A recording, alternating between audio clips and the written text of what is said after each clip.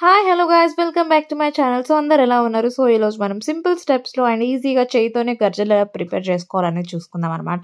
So గర్జల్ని ఒక్కొక్క ప్లేస్లో ఒక్కొక్క విధంగా అయితే పిలుస్తారు. సో మా వరంగల్లో అయితే మాత్రం మేమైతే గర్జలు అని అంటాం, కొన్ని ప్లేస్లో కజ్జికాయలని కూడా అంటారు.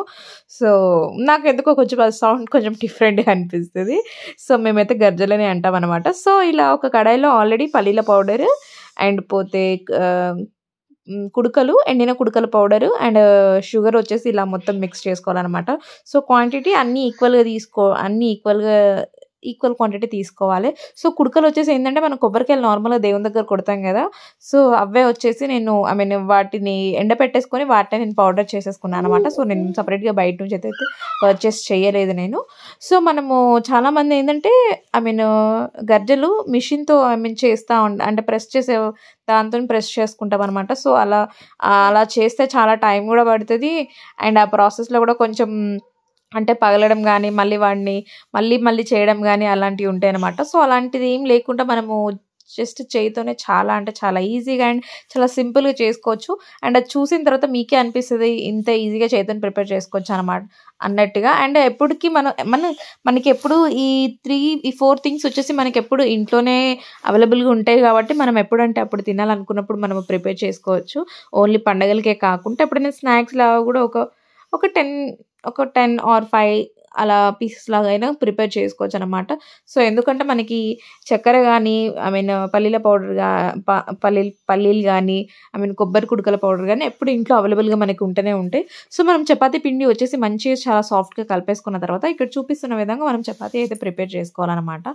సో చపాతీ వచ్చేసి మరీ సన్నగా కాకుండా మరీ లావు కాకుండా మీడియం సైజులో ఉండాలన్నమాట.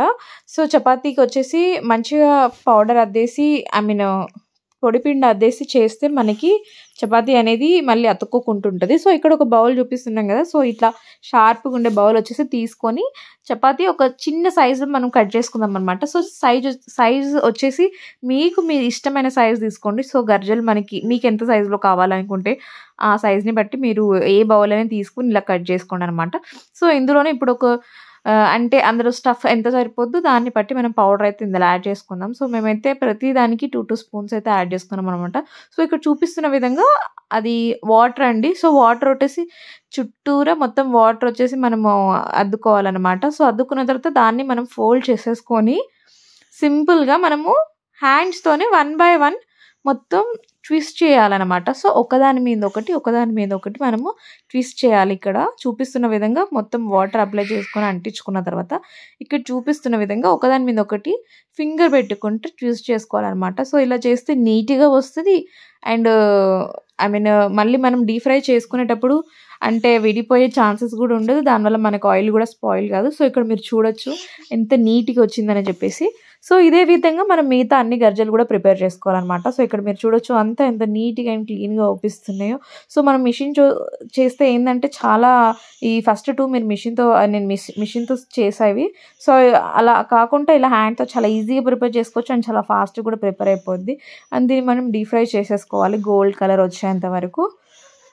సో ఇక్కడ గర్జల్ సైజ్ వచ్చేసి నేను చాలా చిన్నగా మీడియం సైజ్లో కన్నా కొంచెం చిన్నగా చేయడం వల్ల కడాయిలో నాకు చాలా ఎక్కువ పీసెస్ పట్టాయి. నియర్లీ ఒక 10 పీసెస్ అయితే పట్టాయి అనమాట. సో మనం పెద్ద పీసెస్ అంటే పెద్ద సైజ్ తీసుకుంటే ఏమవుతుందంటే కడాయిలో కొన్నే పడతాయి. సో కొన్ని డీప్ ఫ్రై చేసే వరకు చాలా టైం కూడా పడుతుంది అనమాట. సో ఇక్కడ చూడొచ్చు గోల్డ్ కలర్ అయితే వచ్చేసింది. సో ఇప్పుడు మనం ఇదంతా ఆయిల్లో నుంచి సపరేట్గా స్టెయిన్ చేసుకుందాం అనమాట. సో మీరు ఖచ్చితంగా ఒకసారి ట్రై చేయండి. సో చాలా క్రిస్పీగా కూడా ఉంటుంది అండ్ చాలా టేస్టీగా కూడా ఉంటుంది. సో నేను ఇక్కడ జార్ఖండ్లో వచ్చిన తర్వాత ఒక విషయం అయితే తెలుసుకున్నా. సో ఇక్కడ వచ్చేసి వీళ్ళు ఇది ఐటమ్ మైదా పిండితో చేస్తారు. సో లోపల స్టఫ్ వచ్చేసి స్వీట్ కాకుండా రవ్వ పెట్టేసి సాల్ట్ పెట్టేసి చేస్తారంట. సో నాకైతే అది టేస్ట్ చేస్తే అసలుకి నచ్చలేదు. సో ఇక్కడ మీరు చూసారా కలర్ కూడా ఎంత బాగుందో అండ్ చూడడానికి కూడా చాలా నీట్గా అవుపిస్తున్నాయి. సో చేయితో చేసుకోవడం వల్ల. సో నాకు యాక్చువల్గా ఇన్ని రోజులు ఈ చేయితో చేసే ప్రాసెస్ నాకు అస్సలకి తెలియదు, మిషన్తో చేసేది. ఇది నేను ఇక్కడ వచ్చే జార్ఖండ్లో నేర్చుకున్నాను అనమాట. మా ఓనర్స్ వాళ్ళైతే చూపించారనమాట నాకు ఇలా హ్యాండ్తో కూడా చేసుకోవచ్చు చాలా సింపుల్గా అని చెప్పేసి. సో మీరు కూడా తప్పకుండా ఒకసారి ట్రై చేయండి, నచ్చితే. Thank you for watching.